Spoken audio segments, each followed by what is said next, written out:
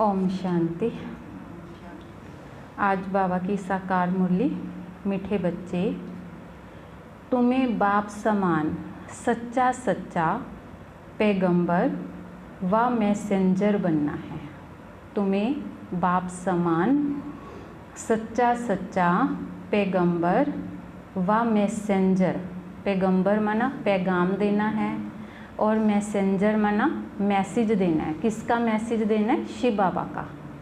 बाबा कहते हैं तुम्हें भी सबको क्या देना है? भगवान का मैसेज देना है, पैगाम देना है। क्या देना है? कि भगवान अब आया हुआ है, सबको घर चलने का मैसेज देना है कि भगवान धरती पर आया है और अब सब आत्माओं को वापस घर जाना है। प्रश्न है, आजकल मनुष्यों की बुद्धि सारा दिन किस तरफ भटकती है?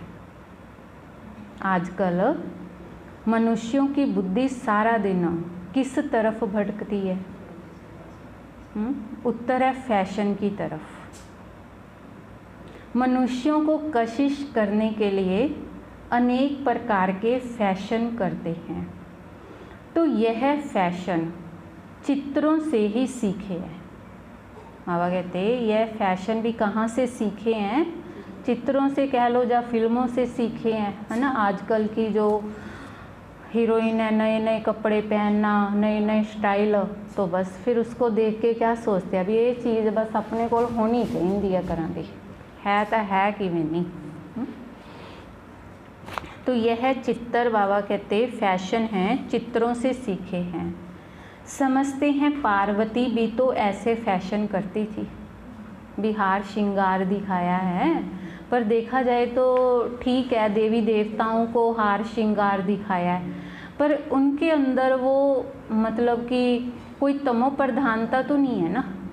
अब देखो कितना भी बड़ा असुर हो, तमो प्रधान बंदा हो, ठीक है, अगर वो किसी देवी के सामने जाता है तो सिर ही झुकाता है ना। भले उसने कितने भी फैशन वाले कपड़े पहने हुए हैं, माना हार श्रृंगार किया हुआ है, भले कितने भी सुंदर क्यों नहीं है, हैं, और दुनिया में कोई हीरो हीरोइन का पोस्टर लगा हो तो हाँ उसके सामने सिर झुकाता है। हाँ। तो बाबा कहते हैं कि समझते हैं पार्वती भी ऐसे फैशन करती थी, बाल आदि बनाती थी। असल में तो पता है क्या है, पार्वती या देवियों को जो दिखाया है नाटकों में दिखा देते हैं भी इतना फैशन किया हुआ, रियल में कोई ऐसा उन्होंने किया नहीं है। ये तो कुछ तो जो फिल्में बनाते हैं, नाटक बनाते हैं, ये भी कुछ ज़्यादा ही चमक दमक दिखा देते हैं भी ऐसे ऐसे फैशन करते थे। तो इन लोगों को क्या फैशन करने की ज़रूरत थी देवियों को? क्योंकि इनके अंदर तो नेचुरली इतनी सुंदरता होगी। बाबा कहते हैं कि जो सतयुग के देवी देवते होंगे ना, वो नेचुरल इतने सुंदर होंगे, इतने सुंदर होंगे ना, बाबा कहते हैं कि उनको फैशन करने की ज़रूरत ही नहीं पड़ेगी। जैसे दुनिया में भी आज देखो कोई इतना सुंदर होता है ना, तो कहते हैं भी तेरे को तो मेकअप करने की ज़रूरत ही नहीं। पर देवी देवते तो ऑलरेडी इतने ही सुंदर होंगे भी जो कोई फैशन नहीं करेंगे, क्योंकि उनके शरीर सतो प्रधान होंगे, उनको फैशन की ज़रूरत ही नहीं होगी, है ना। वो तो आज के मनुष्य फैशन करते हैं। क्यों करते हैं? क्योंकि सुंदरता है नहीं, है ना। अक्खां चमका ले जी, बुलल चमका ले जी, गल्लां चमका लियाँ, हाँ। पर जो देवी देवते हैं बाबा कहते वो तो नेचुरली सुंदर इतने होंगे। तो बाबा कहते समझते हैं कि पार्वती भी ऐसे फैशन करती थी, बाल बनाती थी। बाबा कहते तुम बच्चों को इस पतित दुनिया में फैशन नहीं करना है। पर बाबा अपने बच्चों को क्या कहते हैं कि ये गंदी दुनिया है, तो इसमें तुम्हें फैशन नहीं करना है। तुम्हें तो मैं ऐसी दुनिया में ले चलता हूँ जहाँ नेचुरल सुंदरता रहती है। मैं तुम्हें ऐसी दुनिया में ले चलता हूँ जहाँ क्या रहती है? बाबा कहते नेचुरल सुंदरता रहती है, फैशन की दरकार ही नहीं है। वहाँ कोई ब्यूटी पार्लर नहीं होंगी भी जहाँ जाके लेडीज हाँ हार श्रृंगार करेंगी, हाँ फेशियल कराएंगी, ये कुछ नहीं होगा वहाँ पे। गीत है तुम ही हो माता पिता तुम ही हो। ओम शांति। बच्चों ने गीत सुना, जब महिमा गाते हैं तो बुद्धि ऊपर चली जाती है। आत्मा ही बाप को कहती है कि वही खवैया है, पतित पावन है, अथवा सच्चा सच्चा मैसेंजर है। तो बाप आकर आत्माओं को मैसेज देते हैं। शिव बाबा आकर क्या करते हैं? आत्माओं को मैसेज देते हैं। और जिसको मैसेंजर व पैगंबर कहते हैं, कोई छोटे व बड़े होते हैं, वास्तव में वह मैसेज व पैगाम देते नहीं हैं। दुनिया में जिसको मैसेंजर या पैगंबर कहते हैं, बाबा कहते हैं वास्तव में वो कोई मैसेंजर या पैगंबर है नहीं है, यह तो झूठी महिमा करती है। बच्चे समझते हैं सिवाय एक के इस मनुष्य सृष्टि पर और किसकी महिमा नहीं है। सबसे जास्ती महिमा इन लक्ष्मी नारायण की है, क्योंकि यह है नई दुनिया के मालिक। सबसे जास्ती महिमा किसकी है? बाबा कहते लक्ष्मी नारायण की है। सो भी भारतवासी जानते हैं। दुनिया वाले सिर्फ इतना जानते हैं कि भारत प्राचीन देश है। तो भारत में ही गॉड गॉडेस का राज्य था। कृष्ण को भी गॉड कह देते हैं। भारतवासी इन्हों को भगवान भगवती कहते हैं, परंतु यह किसको पता नहीं है कि यह भगवान भगवती सतयुग में राज्य करते हैं। भगवान ने गॉड गॉडेस का राज्य स्थापन किया। बुद्धि भी कहती है कि हम भगवान के बच्चे हैं, तो हम भी भगवान भगवती होने चाहिए। सब एक के बच्चे हैं ना, सब क्या हैं? एक शिव बाबा के ही बच्चे हैं, परंतु भगवान भगवती कह नहीं सकते, उन्हों को कहते हैं देवी देवताएं। तो यह सब बातें बाप बैठ समझाते हैं। भारतवासी कहेंगे कि हम भारतवासी पहले नई दुनिया में थे। नई दुनिया को तो सब चाहते हैं। बापू जी भी नई दुनिया, नया राम राज्य चाहते थे, परंतु राम राज्य का अर्थ बिल्कुल ही नहीं समझते। आजकल मनुष्यों को अपना अहंकार कितना है। कलयुग में है पत्थर बुद्धि और सतयुग में है पारस बुद्धि, परंतु यह किसको समझ नहीं है कि भारत ही सतयुग में पारस बुद्धि था। अब भारत कलयुग में पत्थर बुद्धि बना है। यही भारत जब सतयुग था तो क्या था? पारसपुरी था। माना पारसपुरी का मतलब है कि वहाँ पे जितने भी मनुष्य थे सबकी बुद्धि क्या थी? पारस जैसी सतो प्रधान थी। और कलयुग में पत्थर बुद्धि का मतलब है कि आज इंसान की जो बुद्धि है ना, वो पत्थर बुद्धि हो गई है। माना पत्थर बुद्धि माना कोई बात समझती नहीं, कह ही देते हैं ना भी इसको कोई गल समझ नहीं आती। तो बाबा कहते इसको बोलते हैं पत्थर बुद्धि। मनुष्य तो इसको ही स्वर्ग समझते हैं। कहेंगे स्वर्ग में विमान थे, बड़े बड़े महल थे, वह तो सब अभी भी हैं। साइंस ने कितनी वृद्धि को पाई हुई है, कितना सुख है, फैशन आदि कितना है। बुद्धि सारा दिन फैशन के पिछाड़ी ही रहती है। आजकल के नौजवानों की बुद्धि तो सारा दिन फैशन के पिछाड़ी रहती है। आर्टिफिशियल सुंदर बनने के लिए बाल आदि कैसे बनाते हैं, कितना खर्चा करते हैं, यह सब फैशन निकला है ना। आजकल तो बाल बनाने की बात तो ये है, बाल कईयों के तोड़ जाते हैं, समय से पहले गंजे हो जाते हैं, हाँ, तो वो भी प्लास्टिक सर्जरी करवा लेते हैं, है ना। तो बाबा कहते कि कितना बालों पर खर्चा करते हैं, फैशन निकला है चित्रों से।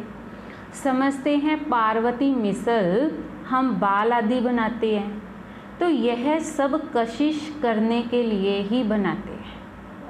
आगे पारसी लोगों की स्त्रियां मुंह पर काली जाली पहनती थी कि कोई देखकर आशिक ना हो जाए। इसको कहा जाता है पतित दुनिया। मुसलमान लोग तभी तो बुर्का पहनते हैं ना, अभी कोई देखे ही ना, क्योंकि है ही पतित दुनिया। गाते हैं हाँ, तुम ही हो माता पिता तुम ही हो, परंतु यह किसको कहना चाहिए? माता पिता कौन है यह भी नहीं जानते। माता पिता ने जरूर वर्षा दिया होगा, तो बाप ने तुम बच्चों को सुख का वर्षा दिया था।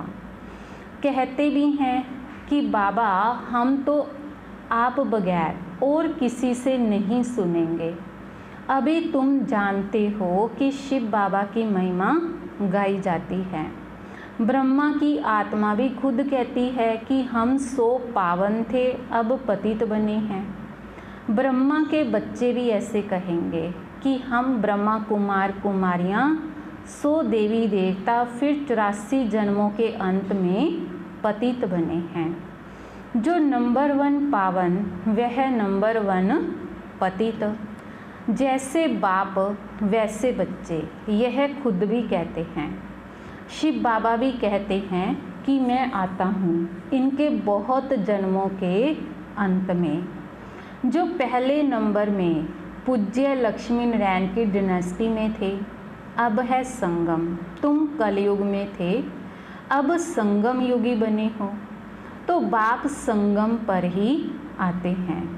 ड्रामा अनुसार बच्चे भी वृद्धि को पाते हैं। अब बच्चों को ज्ञान तो मिला है कि हम 100 देवता थे, फिर क्षत्रिय वैश्य शूद्र बने हैं। सारे चक्कर को अच्छी रीति तुम जानते हो। यह तो बहुत सहज है, हमने 84 जन्म लिए। कईयों की बुद्धि में यह भी नहीं बैठता है। स्टूडेंट भी नंबरवार तो होते ही हैं। राइट से लेकर शुरू करते हैं, first class, second class, third class. बच्चियां खुद भी कहती हैं कि हमारी थर्ड क्लास बुद्धि है, हम किसको समझा नहीं सकते। खुद ही समझते हैं भी मैं किसी को अच्छी तरह से समझा नहीं सकती। तो बाबा कहते ज़रूर क्या है, थर्ड क्लास बुद्धि है।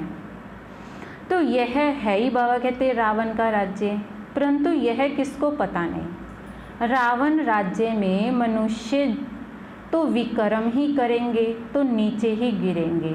गुरु किया जाता है दुख की दुनिया में, सदगति के लिए ही गुरु करते हैं कि मुक्ति में ले जाए।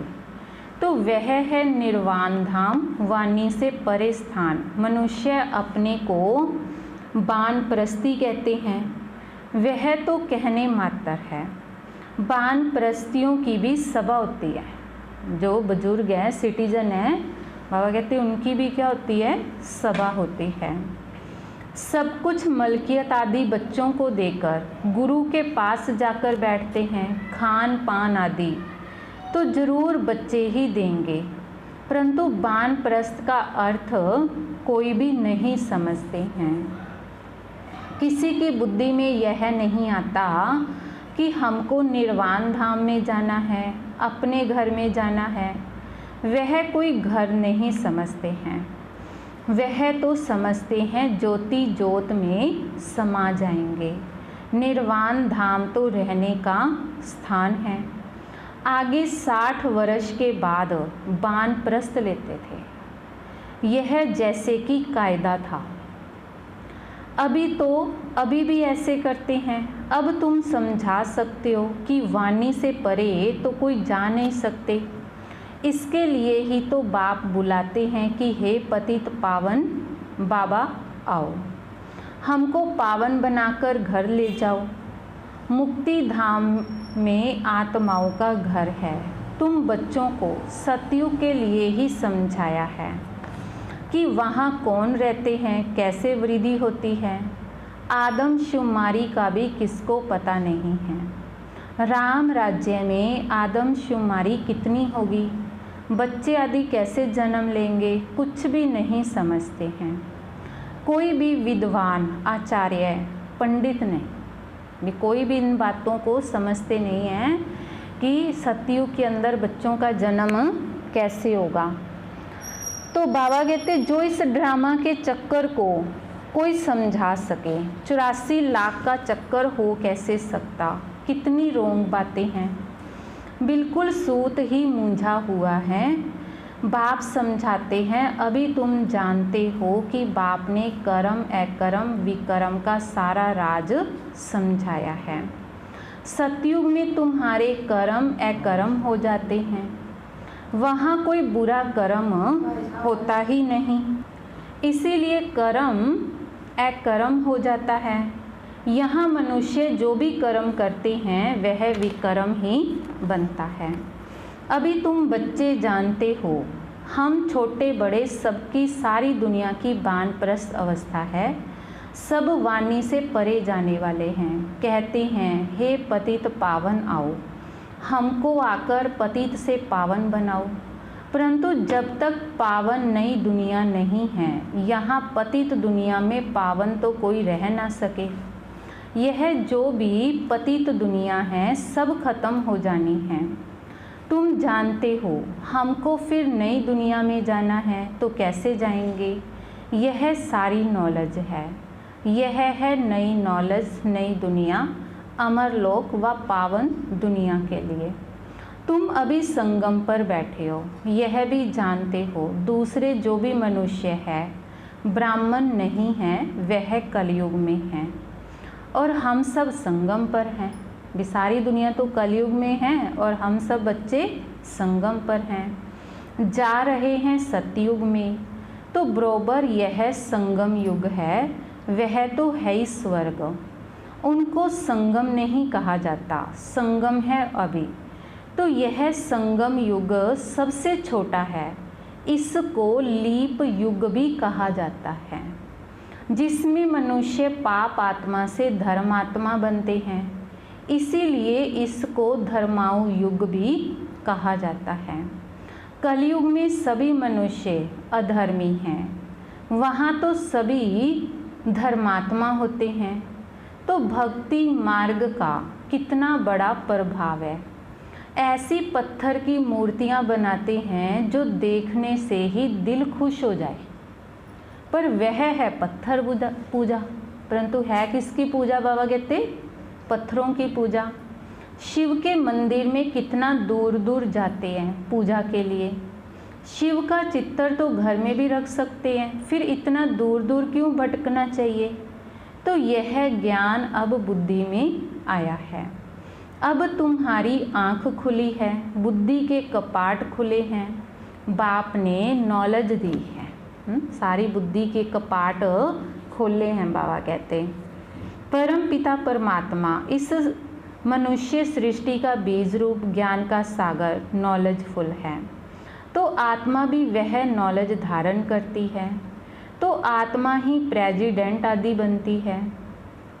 मनुष्य तो देह अभिमानी होने के कारण देह की ही महिमा करते रहते हैं। अभी तुम समझते हो कि आत्मा ही सब कुछ करती है। तुम आत्मा 84 जन्मों का चक्कर लगाए बिल्कुल ही दुर्गति को पाई हुई हो। अभी हम आत्मा ने बाप को पहचाना है, बाप से वर्षा ले रहे हैं। आत्मा को शरीर तो जरूर धारण करना पड़े, शरीर बगैर आत्माएं कैसे बोले, कैसे सुने? बाप कहते हैं कि मैं निराकार हूँ, तो मैं भी शरीर का आधार लेता हूँ। मैं निराकार आत्मा कैसे बोलेगी, सुनेगी? तो इसीलिए शिव बाबा कहते मैं भी शरीर का क्या लेता हूँ? आधार लेता हूँ। तुम जानते हो शिव बाबा इस ब्रह्मा तन से हमको सुनाते हैं। तो बाबा कहते यह बातें तुम ब्रह्मा कुमार कुमारियाँ ही समझाते हो। अब बाबा कहते तुमको ज्ञान मिला है, ब्रह्मा द्वारा आदि सनातन देवी देवता धर्म की स्थापना होती है, वही बाप राजयोग सिखा रहे हैं, तो इसमें मूंझने की बात ही नहीं है। शिव बाबा हमको समझाते हैं, फिर हम औरों को समझाते हैं, तो हमको भी सुनाने वाला शिव बाबा ही है। अभी तुम कहेंगे कि हम पतित से पावन बन रहे हैं। बाप समझाते हैं कि यह है ही पतित दुनिया, रावण का राज्य है। तो रावण पाप आत्मा बनाता है, यह और कोई भी नहीं जानते। हम तो दुनिया वाले क्या समझते हैं, अभी राम ने रावण को मार दिया, पर बाबा कहते हैं यहाँ जो रावण है वही सबको पतित बनाता है। भले रावण की एफजी जलाते हैं परंतु कुछ भी समझते नहीं हैं। सीता को रावण ले गया, यह किया, कितनी कथाएं बैठ लिखी हैं। जब बैठकर सुनते हैं तो साथ में रो भी लेते हैं, है ना, रोने लग जाते हैं। तो वह है सब दंत कथाएं। बाबा हमको विकर्मा जीत बनाने के लिए समझाते हैं, कहते हैं मामेकम याद करो, कहाँ भी बुद्धि नहीं लगाओ। शिव बाबा ने हमको अपना परिचय दिया है, तो पतित पावन बाप आकर अपना परिचय देते हैं। तो अब तुम समझते हो हमको कितना मीठा बनना है, जो हमको स्वर्ग का मालिक बना रहे हैं। हाँ, बाबा कहते तुम बच्चों को कितना मीठा बनना है, जो बाबा तुम्हें क्या कर रहे हैं, स्वर्ग के मालिक बना रहे हैं। अच्छा, मीठे मीठे सिक्के लदे बच्चों प्रति माता पिता बाप दादा का याद प्यार और गुड मॉर्निंग। रूहानी बाप की रूहानी बच्चों को नमस्ते। रूहानी बच्चों की रूहानी बाप दादाजी को याद प्यार गुड मॉर्निंग नमस्ते। शुक्रिया बाबा, शुक्रिया। धारणा के लिए मुख्य सार है, पहला है कर्म अकर्म और विकर्म की गति को जान, श्रेष्ठ कर्म करना। कर्म अकर्म और विकर्म, माना कर्म तो हम चारों युगों में करते हैं, हाँ, अकर्म कहाँ होते हैं, सतयुग और त्रेता में, हाँ, जहाँ कोई पाप नहीं कोई पुण्य नहीं होता। फिर जब द्वापर आता है, रावण के देहाभिमान में कर्म करते हैं तो वो विकर्म बनते हैं, भी मैंने किया, है ना, मैं ही करने वाला हूँ। तो भले अच्छा कर्म भी किया तो वो भी देहाभिमान में किया, तो बाबा कहते वो भी विकर्म के खाते में जाता है। फिर चौथा है सुकर्म। जब हम कोई भी कर्म भगवान की याद में करते हैं कि भगवान सब कुछ करवाने वाला है ना, हम कुछ भी नहीं है, तो जब हम उसकी याद में कर्म करते हैं तो वो कर्म हमारे बनते हैं सुकर्म, माना श्रेष्ठ कर्म बनते हैं। तो इसीलिए बाबा कहते हैं तुम्हें कर्म अकर्म और विकर्म की गति को जानकर श्रेष्ठ कर्म ही करने हैं। ज्ञान दान कर धर्मात्मा बनना है। बाबा कहते तुम्हें लोगों को ज्ञान का दान करना है ना। दुनिया में लोग धन दान करेंगे, कपड़ा दान करेंगे, अन्न दान बड़ा दान समझते हैं, पर बाबा कहते सबसे बड़ा दान है ज्ञान का दान करना, ज्ञान सुनाना। तो बाबा कहते वही क्या है, धर्मात्मा है, धर्म आत्मा है। फिर दूसरा है यह वानप्रस्थ अवस्था है, इस अंतिम घड़ियों में पावन बनकर पावन दुनिया में जाना है। तो पावन बनने का मैसेज सबको देना है, सारी दुनिया को बाबा कहते पावन बनने का क्या देना है, मैसेज देना है। वरदान है घबराने की डांस छोड़, सदा खुशी की डांस करने वाले मास्टर नॉलेजफुल भव। माना घबराने की डांस, छोटी मोटी कोई परिस्थिति आ जाती है तो मिनट में घबराने लग जाते हैं, हाथ पांव कांपने लग जाते हैं, है ना। तो बाबा कहते हैं कि घबराने की डांस को छोड़, सदा खुशी की डांस करने वाले। कोई भी परिस्थिति आ गई तो कहो वाह ड्रामा, वाह वाह वाह, बहुत अच्छा बहुत अच्छा। तो खुशी की डांस करने वाले मास्टर नॉलेजफुल भव। जो बच्चे मास्टर नॉलेजफुल हैं वह कभी घबराने की डांस नहीं कर सकते। सेकंड में सीढ़ी नीचे और सेकंड में ऊपर। अब यह संस्कार चेंज करो तो बहुत फास्ट जाएंगे। सिर्फ मिली हुई अथॉरिटी को, नॉलेज को, परिवार के सहयोग को यूज़ करो। बाप के हाथ में हाथ देकर चलते रहो तो खुशी की डांस करते रहेंगे। घबराने की डांस हो नहीं सकती। भगवान के हाथ में हाथ देकर बाबा कहते चलते रहो तो खुशी की डांस होगी, घबराने की डांस नहीं होगी। लेकिन जब माया का हाथ पकड़ लेते हो तब घबराने की डांस होती है। भगवान का हाथ छोड़ देते हो और माया का हाथ पकड़ लेते हो तो फिर बाबा कहते कौन सी डांस होगी, घबराने की डांस होगी ना, खुशी की डांस तो हो ही नहीं सकती। स्लोगन है, जिनका संकल्प और कर्म महान है वही मास्टर सर्वशक्तिमान है। जिनके संकल्प और कर्म बाबा कहते महान हैं, वही क्या है, मास्टर सर्वशक्तिमान है। ओम शांति।